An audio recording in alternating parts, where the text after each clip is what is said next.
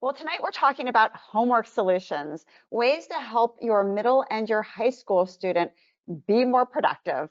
My name is Ann Dolin, as Trish mentioned, and for the last 24 years, my tutors and I and executive function coaches have been helping kids to overcome homework obstacles and to improve their performance in school and hopefully help their parents reduce stress along the way. So when parents call our office to ask for help for their kids, they're saying very common things, especially as we come out of COVID and kids are back in school. They say things like, oh, just sitting down and getting my kid to focus is a battle. He should be able to do this by now in ninth grade. I'm worried that my child won't be able to keep up. If things are already like this in middle school, what's it going to be like in high school? Others say, I have to stay on top of her to get anything done. Sometimes parents will say, look, I've got 3 kids. This one who's having difficulty with homework, he's not my only one. I've got 2 other kids to worry about. And on the other hand, when when we work with kids, they say things like, don't worry, I've got this, especially when it comes to parents. And parents report this too. Their child is kind of pushing them back. The child may accept help from somebody else, but when it comes to mom and dad, not so much. So they'll say things like, back off, mom, don't worry, I've got this. Don't micromanage me. I'll do it eventually. Or don't worry, I promise I'll turn it in. I don't know why it's missing in the grade book. Do any of these things sound like they happen in your house? Well, when we work with kids, we hear all these things. And then when our tutors report back to us, in managing the business, we hear a lot of commonalities, especially coming out of COVID. And what we've heard is that kids are really struggling in 2 subject areas, along with, of course, all the executive function issues that are par for the course. But we hear things like from our tutors and coaches, kids watch so much information on the screen when they were at home that a lot of their handwriting and just their overall writing skills have suffered. They didn't write as much for over a year.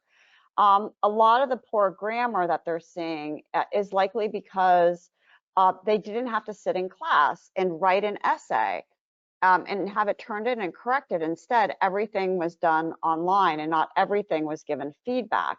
And then lastly, we're hearing that many kids don't understand the math topics that were taught when they were at home learning. So if a student was taking Algebra 1, for example, last year when they were primarily learning online, they've got a ton of holes in their learning this year when they have to know those algebraic skills.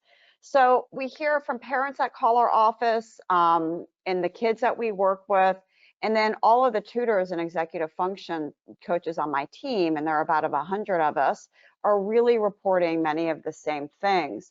So it's easy to think that, oh gosh, a lot of these issues with sitting down and focusing and executing on a task are just due to, not a lot of practice during COVID.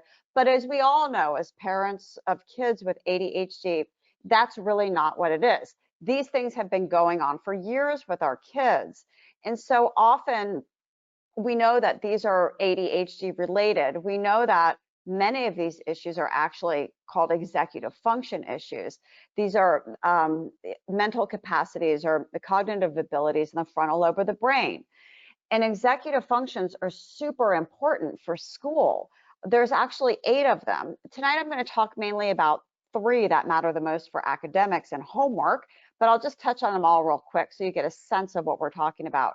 So inhibition is batting away distractions, inhibiting yourself from paying attention to something else and paying attention to your homework and getting it done. Initiation is just getting started. Planning and organization is a person's ability to say, all right, I've got to do these 3 things, and getting it done, sitting down and executing on it, being organized enough to do that. Self-monitoring is another term for self-awareness, knowing if you're off track and self-correcting. Working memory is huge with our kids when it comes to academics. Working memory, it's not short or long term, but it's kind of like juggling things in your head. So working memory can be, hey, Jimmy, go up to your room and get your coat, your gloves, and don't forget to brush your teeth. For a lot of our kids, we're lucky if they come down with their coat, but they haven't done the other two things. So that's working memory in terms of a behavior that happens every day. But we also see it in writing. I have to remember to spell the words correctly, a capital letter, a period. Does this flow right? Am I getting my point across? Am I using correct grammar? We're thinking of all those things at one time. Shifting is putting down one thing, starting another. Materials organization. It used to be this was binders, folders, backpacks. Now it's mostly digital files. And then the last one, and this is where our kids really struggle, is with emotional control. Can you sit down, focus, and execute on a task without really losing it, without having a meltdown, without being really upset and just giving up? Can you keep your emotions in check to get something done? These are all executive functions. Now, you might be thinking like, oh, that sounds like ADHD. And really it is, because everybody with ADHD has weak executive function skills. But there are a lot of kids that just have weak executive function skills, but do not meet the clinical diagnosis of ADHD. So in your house, if you have maybe a kid with ADHD and another kid who has kind of some symptoms, maybe it is ADHD, but even if it's not, and it's just garden variety executive function issues that really manifest themselves into homework, we're still going to take action. We're still going to help that child. And the reason we're going to help that child is because when kids experience difficulty in school and they act out or they get a bad grade, they start to loop into this negativity cycle. So they get a bad grade, and then they get criticism from others. That could be from a teacher. It could be from a parent. It might be from, their lacrosse coach. If they're not paying attention on the field. When they get criticism from other people, it results in lowered confidence. And lowered confidence in turn results in reduced effort. So we might see that as like avoidance, not following through. And then what happens then? Same thing, a bad grade or a negative behavior, and the cycle starts all over again. So we really, really want to work hard to avoid that negativity cycle. And that's what we're going to be talking about tonight. When it comes to avoiding that negativity cycle, really it partially comes down to helping kids to manage their time and to think ahead to avoid a lot of the issues that they find themselves in. And honestly, if we can help our kids just a little bit to plan their time better in middle school, it's huge for them in high school. It just gives them that leg up and a little bit more confidence. And those things are really important for college if our kids do end up going to college, because first of all, the number one reason kids don't do well in college is actually financial, but right behind that is an issue with managing their time. So like in high school, their time is super structured. They go from class to class to class, and they have like 4 hours after school to do their work. Whereas in college, you have these broad swaths of time. So it's structured now, but it's not going to be unstructured. It's not going to be structured later. It's unstructured. So that's why we want to help our kids with these skills when they're younger, before they go off on their own. So I want to share with you 6 strategies to help at home. 3 are for structure, and then 3 are for helping kids to focus and to finish. All right. Oh, and then I can't forget, this is actually the most important part and my favorite part. These are conversation starters, or basically powerful questions. And really, I want to share with you information on how to communicate better with your kids. Because at the end of the day, you can have all the tricks up your sleeve you want. And in fact, I have a lot of them as a former teacher, as a special ed teacher and a tutor. I've worked with hundreds of kids, and I have a lot of tricks. But my best strategy is really good communication and asking powerful questions. So we're going to talk about those too. All right, so number 1, this is super basic, but actually things have changed in the last 1.5 to 2 years. So that's why I bring this up, is to determine a place.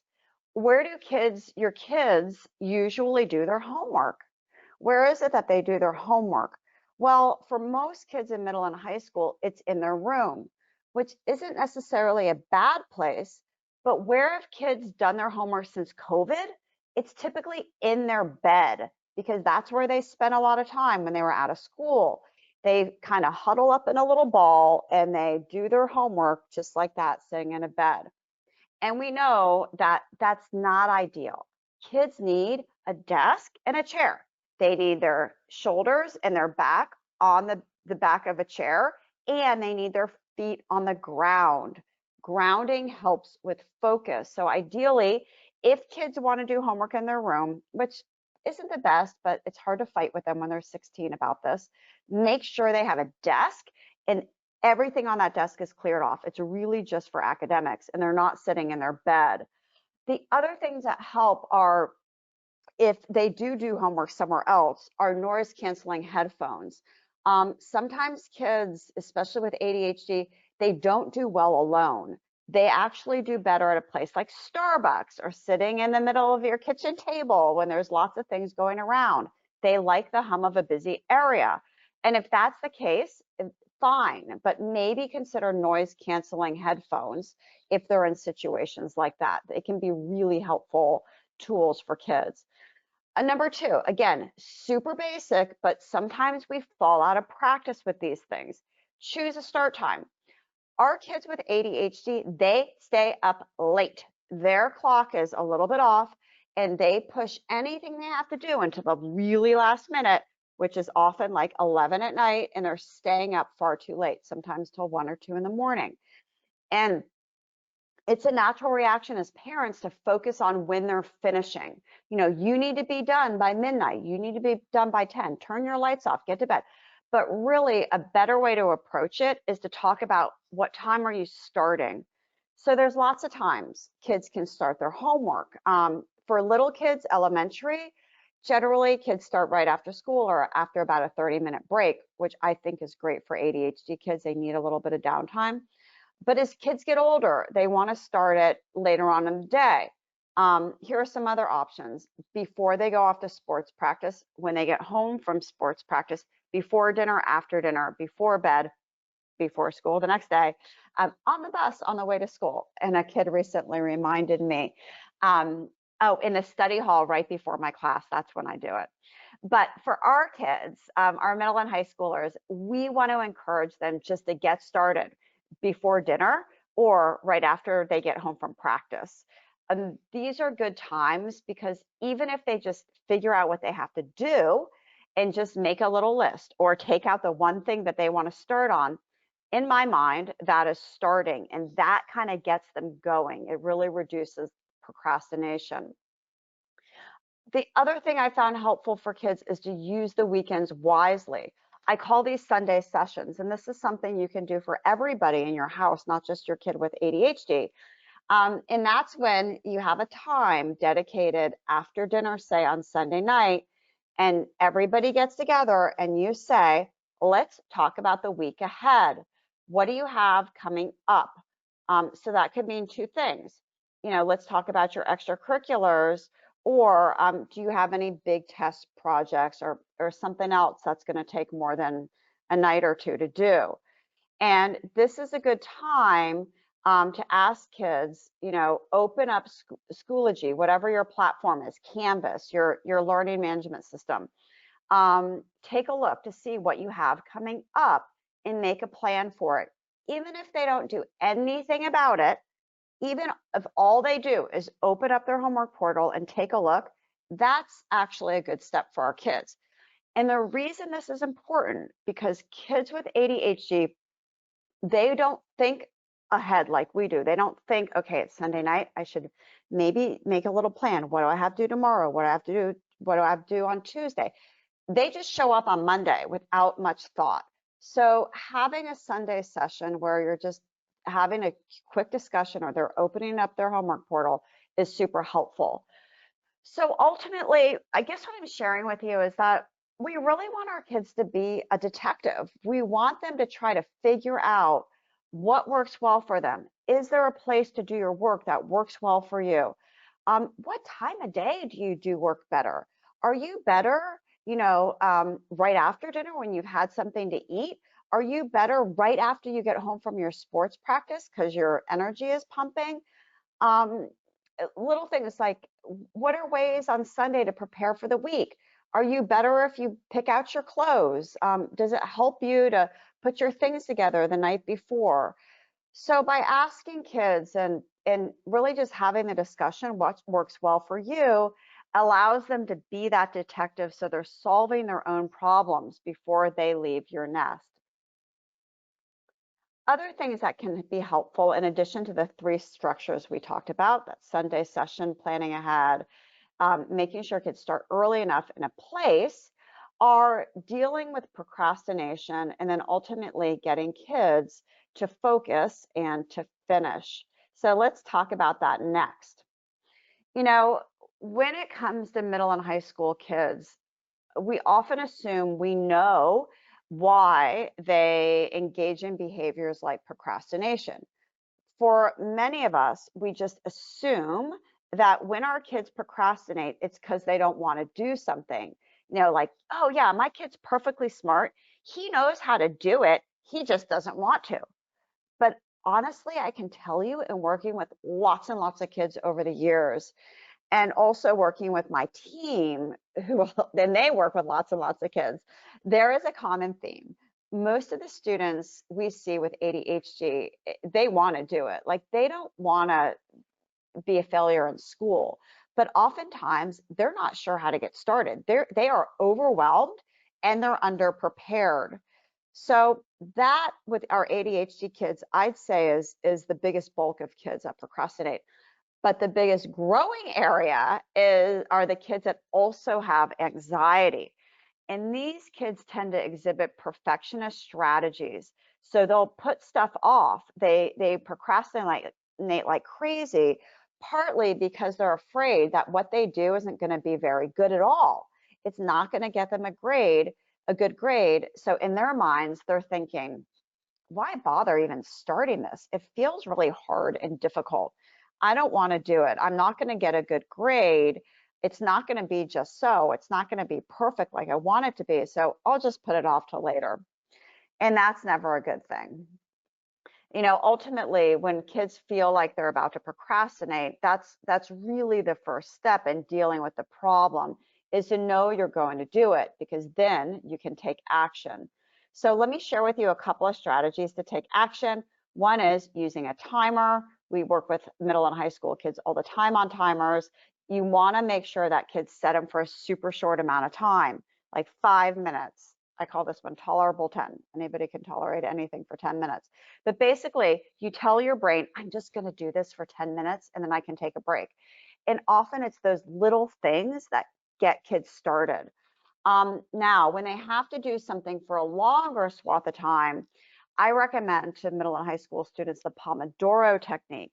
And that's when you set the timer for 25 minutes, because there's lots of research that shows the optimal amount of time to pay attention to a task isn't 10 minutes, it isn't an hour. Your sweet spot for how long you can focus is actually 25 minutes. So you get a timer, you set it for 25 minutes when you have something bigger to complete. This is different than if you just can't get started. This is, okay, I can get started, but I need to work on this longer. And when the timer goes off, you give yourself a break for 5 minutes. And then if you want, you can set it again for 5 minutes. We know also that the brain cannot handle more than 4 of these Pomodoros. So this is what it looks like. And you might find this helpful in your own life. Set it for 25 minutes. So do a Pomodoro, break, Pomodoro, break, Pomodoro, break, Pomodoro. And really, that amount of work is where it's at. The brain can't handle much else. So for our kids, oftentimes it's, okay, let's start out with a short amount of time, like 10 minutes. And if you can master that, let's see if you can do 25 minutes and take a break. So sometimes it's just one Pomodoro and maybe even 2. Other things that can help are apps, and these are in the category of website blockers. These allow kids to blacklist the sites they deem to be distracting and just focus on the ones that they want to do, that they want to work on. And oftentimes kids, like, they are actually pretty good detectives when it comes to what distracts them. So they'll say, I spend way too much time on YouTube. And then we'll recommend a website blocker. Could this help you? Do you want to try it out? And then they'll set it for a specific amount of time that say they want to study. And that really helps them to control their habit of, say, too much YouTube. And this is one for the phone that I totally love. A lot of our students use this. It's called Forest. And Forest allows kids to set a timer for a specific amount of time. And a tree starts to grow on their home screen. And if they go to Snapchat, Instagram, TikTok, anything like that, during that time, they get a warning. And if they don't get out of that other app, their tree will wither and die.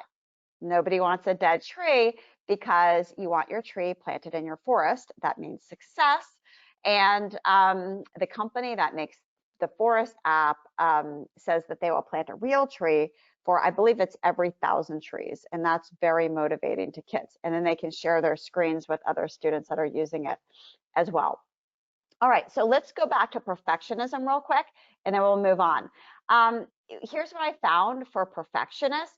If you have a kid who's super stuck and they're like, they won't even tackle anything because they have a laundry list of things to do and they're behind, which often happens with our kids with ADHD, I'd encourage them to think about their assignments as must do, should do, could do. And must do, so you would ask them, oh, let's look at your list. Is there anything on here that you absolutely must do? It's due tomorrow and it's really important for your grade, and you'd feel a gazillion times better if you got this done. That's a must do. So they code that assignment a must do. The next one is a should do. Is there anything here that you should do? But if you don't, it's not the end of the world because it's not due tomorrow. Code that one a should do. And then could do's are all the nice to haves. You know what? You already studied for that science quiz. Maybe you could take that off your list. You don't need to study anymore. It's okay. So then your list is just left with must do's. And for our kids that are ADHD and they're anxious, helping them to break down their list is often helpful. We do this with a lot of kids in high school that are in over their heads with AP, IB, dual enrollment classes. So they have the capability cognitively of performing well, but because of the reading demands, they often find themselves behind. So next steps, I've shared a lot of strategies with you. I would encourage you to pick one. If one resonates with you, just choose one, not like three, but just one thing. And know that sometimes kids are open to a suggestion. Honestly, it's easier for kids when they're in elementary school, but as they get older, they want their independence. So I've found that having a discussion with kids about an idea is much, much better than saying you should do this, or hey, I learned this on a webinar, why don't you try it? It's better if you say, oh, I heard about this and I just wanted to pick your brain. Do you like this idea? I don't know, it might work for you, it might not. But ultimately, you know, most of the time kids learn better from somebody else and they'll listen better to another adult that's often not their guardian or mom or dad. I found that with my own kids. I have two kids. Both of my kids have ADHD, and there were some things we were fine together with. You know, like we often did plan the week ahead, like the Sunday session. And there were things like in language arts, I would help them with their reading, things like that. But other things, they didn't want me to be involved at all. And when that happened, I always had somebody work with them because I just kind of more wanted the relationship of their mom and not necessarily of their teacher. So if you want to tackle these things at home, I would recommend that you start with a conversation. And number one, remain calm. Whenever we have an issue with our kids and we see something that's happened, like we go online with them and see like they have 5 missing assignments, it's easy to throw a fit in the moment and just go at them about why they have all these missing assignments. But a better idea is really to try to discuss it calmly. And if you find that at that point you're really upset about something, I would push it off to later. And I might say to your child, hey, can we talk about this tonight after dinner? How's 7:30? And that it really works well with high school kids. They want to be treated like an adult. Or let's talk tonight right after soccer practice. Does that work for you? And so when you see that your child is struggling, I would recommend using the words I've noticed. I've noticed it's hard to stay on top of things. So I noticed is really good because you're not saying, hey, you have 5 missing assignments. I logged on to Canvas and I saw that. Or, oh my gosh, how are you ever going to get into college when you have C's? That's not going to get you into any university.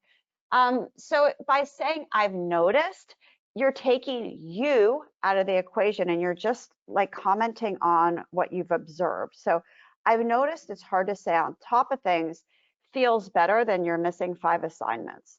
So when you say I've noticed it's hard to stay on top of things, you just want to pause and stop and just listen to what your child says.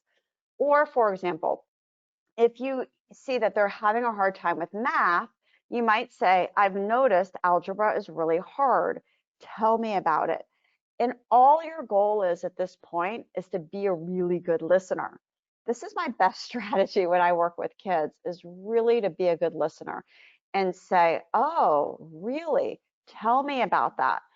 And they might say things to me like, I have the worst algebra tutor and teacher in the whole school. She's so unfair. She gives a ridiculous amount of homework.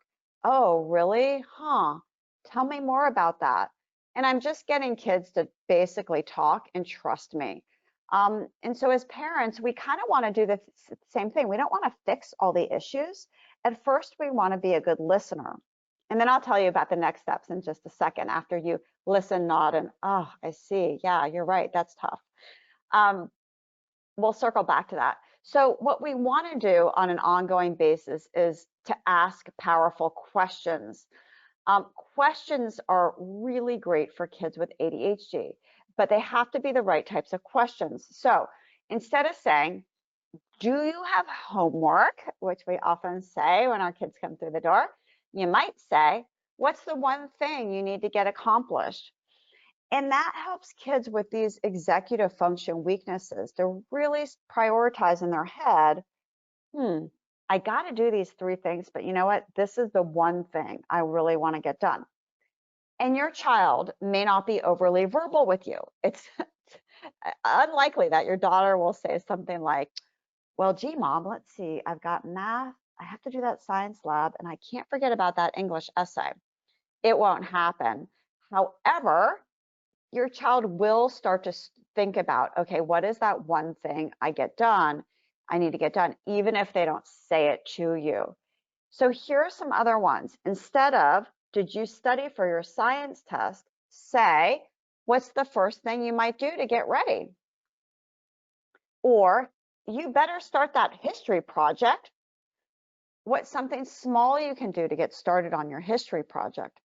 I like these questions because it's really forcing kids to think, what is something easy that I can do to get going? Even if they don't give you a good answer, it's okay. It will kind of start churning the wheels as to what they need to do and try to solve the problem on their own. Other things I've been found to be helpful is, especially with kids with ADHD, is something called a readiness rating scale. And there's a really good book by Jerome Schultz called Nowhere to Hide, which I love. And he uses a different version of the readiness rating scale. This is my version, but it comes from him. And he's really wonderful. So basically, you're asking your child questions on a scale of 1 to 10. So, for example, if you see that they're really procrastinating over an assignment, or they've had something overdue for a while, or it's due soon and they're really struggling with it and they're throwing fits over it, you might ask a couple of questions. So here's the first one. On a scale of 1 to 10, how easy is this assignment? So 1 would be like super hard and really difficult, and 10 would be really easy, like my grandmother can do it. And then the next question is, how motivated are you to do this assignment? So the reason these questions are helpful is you want to know, does your child feel confident? Is it easy? Is it hard? And more importantly, are you motivated to get it done?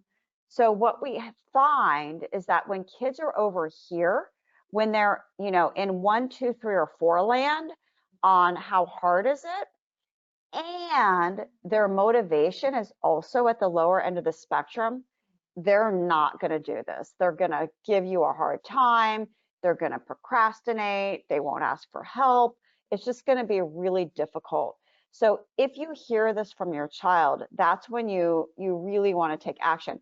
Somewhere in the middle is okay, even if it's a 5 and a 5, because that means it's kind of challenging, but they feel kind of confident. And then over here, if they're like 8, 9, or 10, that's going to make it easy for them. But the reason I bring this up is because if your child's a 1, 2, 3, or 4 with both how they feel about the assignment and their motivation, it's likely that their brain is going to go into or already is in flight or fright or fight or even freeze mode. So that means when something's really hard and you don't want to do it, your brain either fights back, so that could be an argument with you over the assignment. It could be, so that would be a fight. It could be a flight, which would be a total avoidance and just doing something else, or it could be a freeze, just sitting there and not knowing what to do at all. And so if this happens, if your child says, oh, I'm a 1, I'm a 2, I'm a 3, I'm a 4, your goal at that point is the same as before, to listen and nod and say, I get it. Tell me more. Oh, you're right. That is hard. You don't have to agree with them, but you can empathize. And then you want to say, tell me more about that. Or what's your first step? What do you think your first step could be to tackling this? Is there something super easy that you could do to get going? And that's really the first step, is to ask kids what's something easy they can do to approach it.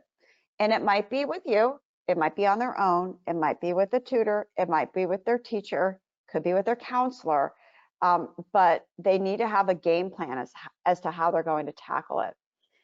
In general, when we work with kids, we found that why questions do not go over well.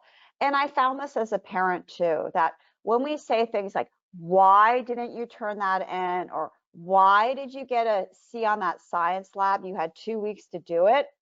The questions are hard for kids to answer. Okay, why did I get a C on that science lab? Well, let's see. I didn't really understand how to do the lab, so I put it off, and then I forgot about it, and I thought about it the night before, but it was super late, so I just slapped something together and turned it in. It's kind of hard to process all that, and plus, kids aren't going to tell us that, because that type of answer, number one, requires a lot of critical thinking and honesty too. So when we ask tons of why questions, why didn't you get up on time? Why didn't you go see your teacher like you said? It actually results in disengagement, meaning kids will just pull back, especially boys. They'll just walk into the room and close their door, or it could result in a conflict, which is argument, which we often see with our daughters. So instead of why questions and looking backwards, you can look ahead. You know, instead of why didn't you turn that assignment in? Do you have anything coming up in science? Instead of, I don't understand how you can already have missing assignments when the quarter just started. You might say, I've noticed there are some missing assignments. What's your first step to tackling them? So I put all these things together, and I have a ton more stuff on good communication skills with kids, asking powerful questions. And you can get that very easily by just texting the word communication to the number 55444. And when you type in communication, it can be a capital C or a lowercase c, it doesn't matter, but just text it to 55444 and it will come straight to your inbox.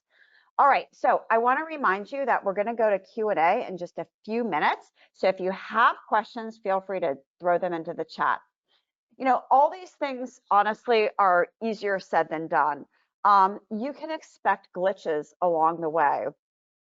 Parenting is not easy, and parenting an ADHD child is really tricky. You know, some days are good and some days aren't so good.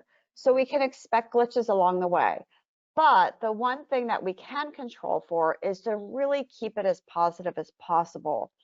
I once read a study that kids with ADHD get about 80% of the feedback they get in school from teachers is negative, and only 20% is positive. So when our kids come home to us, more negativity isn't going to motivate them. As positive as we can be, even though it's hard sometimes, is really where it's at.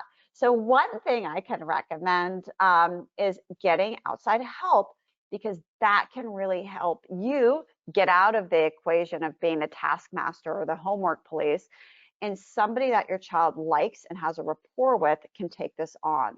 This is what we do when we work with kids on their executive function skills.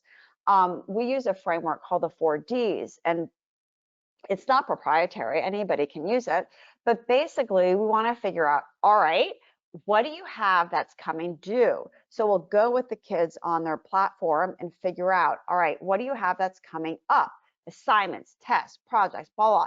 And then in their calendar, we make sure that these are already listed there, or we have the child put them there. And then we ask, what are the smaller things you can do to get this done?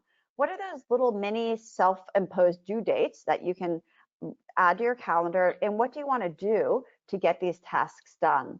And that's super helpful. We call it calendaring.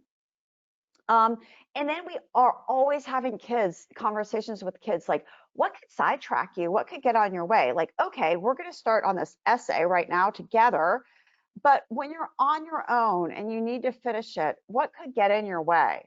And kids are super honest, like, I have a soccer banquet tonight, I don't have that much time.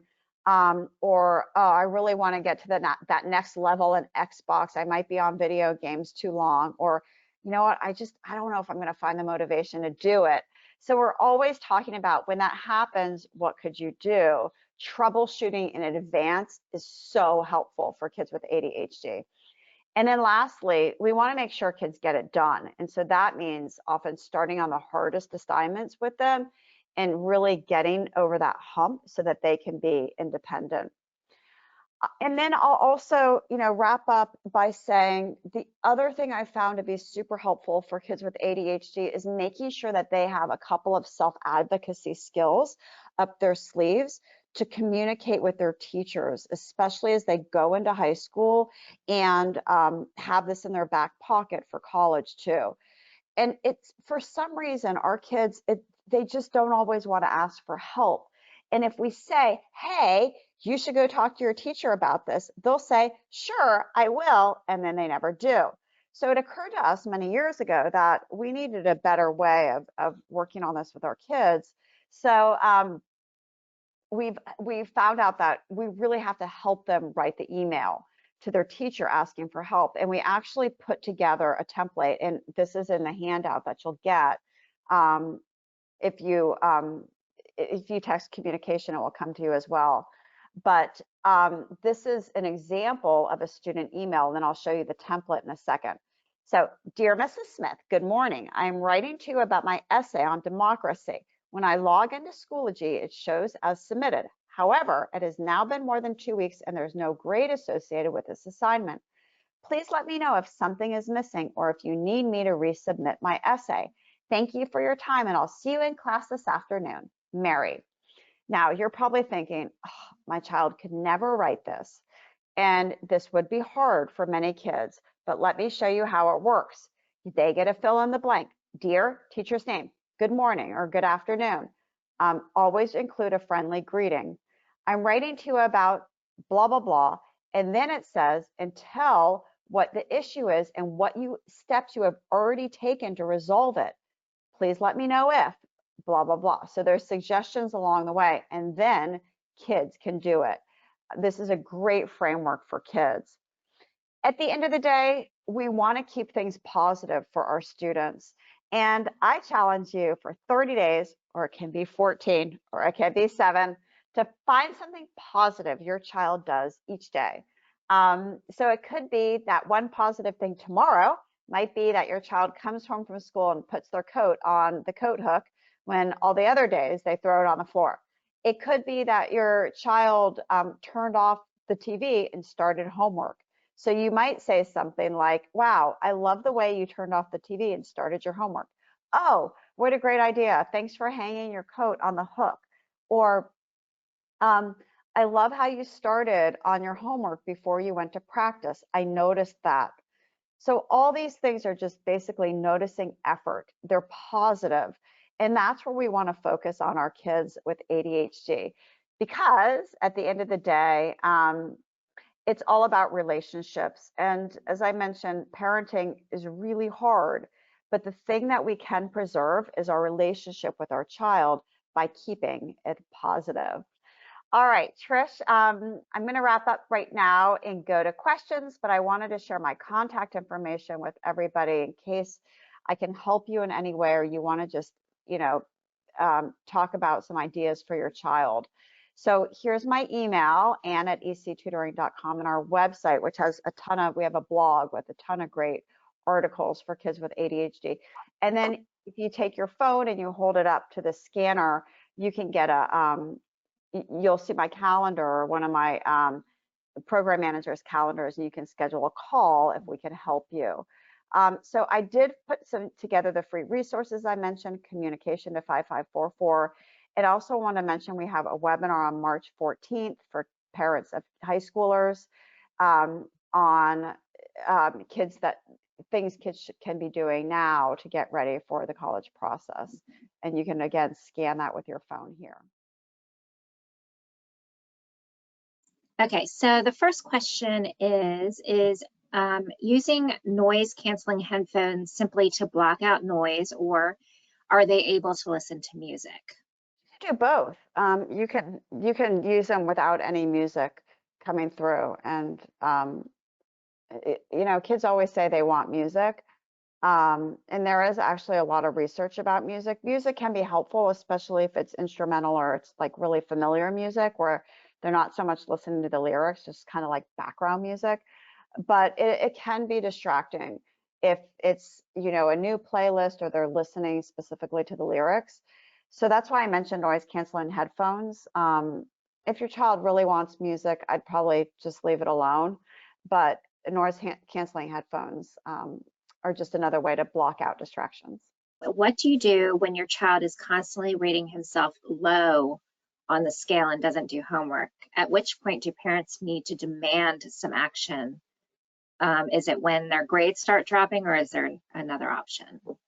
That's a sign, that's a major red flag to me that there's something happening that, you know, we can get on our kids' cases, we can demand action. It just may not work because there could be an underlying reason why your child is really putting things off. So, I mean, I guess I would look at it from a different way, like what are the underlying issues and make sure that those are addressed. Is he on medication? Is the medication dosage accurate? Is the class too hard? Is it, you know, does he not understand the material?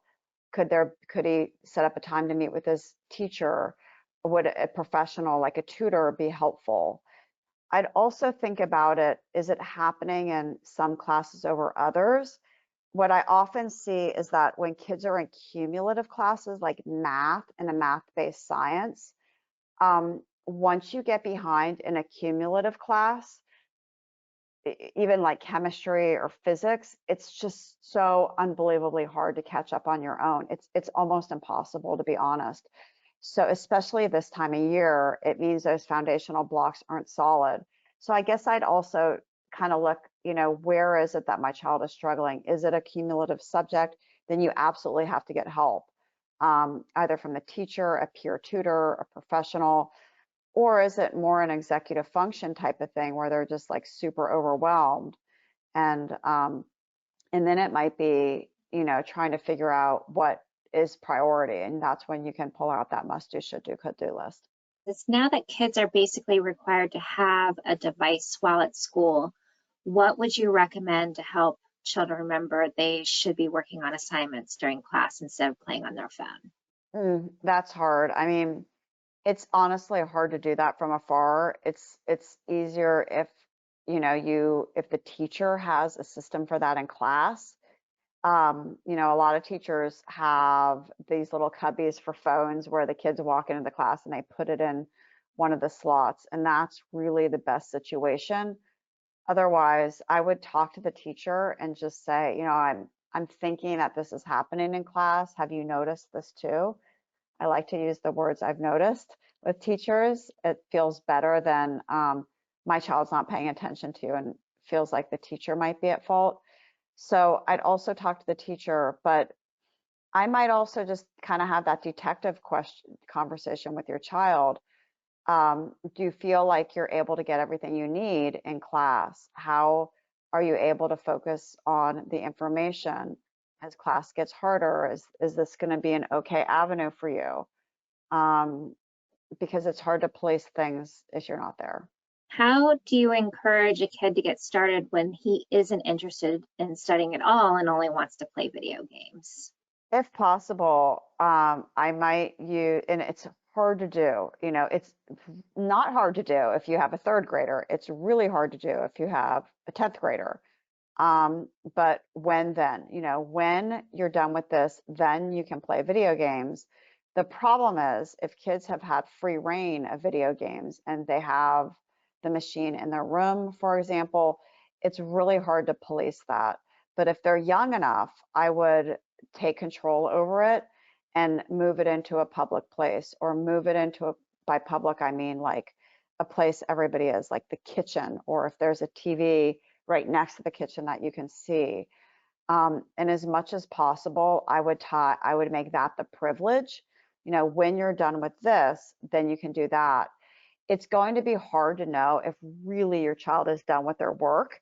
Um, it's virtually impossible to oversee everything, but that's better than letting them have free reign. So as much as you can say, yeah, you can totally do that when you're done. So when then? How do you encourage a kid to ask their teacher or friend for help? I think kids need to practice doing it and having a positive response. And that's why I shared the template with you. Often kids don't want to ask for help because they are worried what other people think. They're afraid of looking dumb, but they're ultimately afraid of rejection. So if they think that maybe if this is not going to go well, my teacher will say that's a dumb question, or won't get back to me at all, sometimes their anxiety and their fear holds them back. So if they do reach out for help and they have a positive experience, that's much better, because then they're more likely to reach out again. So you could say to the teacher, hey, I know Jimmy needs help. He's really struggling with this. I've noticed this is hard for him. uh, could you mention that you're available for help, or is there a way to make reaching out for help better? So I would actually ask the teacher if she has a suggestion. Um, but when we help kids, we often do it with them. So we'll write the email with them to make sure that they actually send the email. And then when they get the response, we can say, wow, that turned out really well. What a great idea. I'm really glad you wrote that email. And they're much more likely to do it in the future. So I might help them through the first steps to make sure that they can overcome their anxiety and ask for help. But I also might mention it to the teacher too. When setting mini due dates for assignments, do you suggest a paper planner over an electronic calendar, or does it depend on the subject? Depends on the platform the school has. So for example, like the one in the county where we live, it's called Schoology, and it auto populates assignments into the calendar. So for example, teachers will post, oh, this lab is due on Friday, or this essay is due on Wednesday, and the software puts that due date into the calendar. So then it's already there for the student. So if that's the case in your child's school, I would use the electronic calendar. And from there, when it's in there, it says essay due. You can then say, okay, what's the first step in tackling this essay? What might you do first? When might you do that? And then they can break that down and put that little mini due date into their calendar. At least that's what we do with kids. And so if they don't have that set up, it can honestly be everything. It can be anything. It can be, most kids work really well in the Google Suite, so using Google Calendar can be really helpful. We have a lot of kids use a Google Keep that we work with, and these are just like sticky notes, and they like that. So it's nothing fancy like a calendar, but it's just like a bunch of tasks that they have to do. What might be some motivators for a child that's not motivated to do homework? It's really tough because there is no switch, an on-off switch to motivation. Often people ask, like, how do I motivate my child? And I tell you, we can't really turn a switch, but what we can do is make the environment ripe for motivation. And that means that make sure that there's a place for kids to do their work, that we have a general schedule of when they start their work, that we have support for them if they're really struggling, that they have somebody on their side who can walk them through the assignments, who can help them prioritize and get things done. Um, the other thing, if you find that your child might be showing signs of depression, I found that counselors are really great at helping kids to sort through why they're struggling with avoidance. And often, a really great counselor who specializes in kids with ADHD is actually really helpful. They can't help your kid do the academics, but they can kind of get to the underlying reasons why there's such a motivation problem. But my experience has been that kids struggle with motivation around academics because it's generally hard for them and it's not fun for them. And so either we have to make it doable, meaning there's scaffolding and support, usually through another person, or we have to dig deeper and figure out maybe what else is going on. But above all, we have to keep it positive. Kids are far more likely to respond and follow through a little bit more if there's more positivity than there is negativity. Would you recommend a certain age or grade that the parent stops discussing missing assignments regularly, so that basically they deal with the natural consequences so that they're better prepared for college or their future? Sure, by ninth grade, in a perfect world, you should not be asking kids about homework. But the reality is, with a kid with ADHD, um, we know that many of these students are behind, not cognitively, but with their executive function skills in their maturity, about 2 to 3 years. So if we think like, would we just like totally back away from, say, a fifth or sixth grader? And the answer is no, we wouldn't. So for that reason, sometimes, especially in ninth grade, kids do need a little bit more support. Ideally, we're back as much as we can. We're backing away. Absolutely, they can see natural consequences, which would be, hey, I didn't turn this in, I got a bad grade, and now I have a C in science, which is not good because I really want to go to this college, and a C is, C's aren't really acceptable. So certainly natural consequences are helpful, and I have no problem with them. But I guess what I would be thinking ahead about is if your child's really in a rut and you see this more than just a little thing here or there, but it's across the board, issues with motivation, follow through, bad grades, that's when you don't want to say you need to fail because they may not be able to dig themselves out. Failure is okay if it's like a missing assignment and a bad grade here and there, but when it's chronic and across the board, that's when something else is going on, and natural consequences probably will not work when a child is that deep into a hole. My 15-year-old resists calendars, even if I do it with him. Um, and he thinks it's a waste of time. Do you have any recommendations for this parent? I have lots of kids that say that same thing, oh, I can remember. I hear that all the time. I can remember. Oh, okay. How will you keep track of that? And if they haven't, oh, I'm going to write this down in my notebook, or I can just remember, I would let it go. I mean, honestly, we can't micromanage things like kids writing down every last thing, even writing down something. It's really hard. And that would be a good example of a natural consequence. Okay, you don't want to keep a calendar. Um, you know, Hopefully you have a way to remember these things and you have a system, whatever it might be. I trust that you've got this. So I'm going to back away because you've told me that you don't want to do this. And I trust that you've got this under control. And I would leave it like that because chances are something will fall through the cracks, and that's okay. That's how kids learn. It's kind of like being a detective. He'll figure out this isn't working for me. And even though he may not show you later on, it might take a year that he's writing things down. He eventually will, but he may want to save face and not show you that. I had a similar situation with my youngest son, who's he's going to be 20, and he did the same thing in high school. And then even though I do this for a living, he just didn't want to hear it from me. So ended up his school had this teacher that was really into calendaring, and she did it with the kids a lot, and it was really that got him into it. And he would never show it to me because he didn't want to admit that he actually was keeping a calendar. But I noticed when we were talking about college, he started talking about that calendar again and how helpful it is. So eventually I found that kids will come around, but it has to be their idea.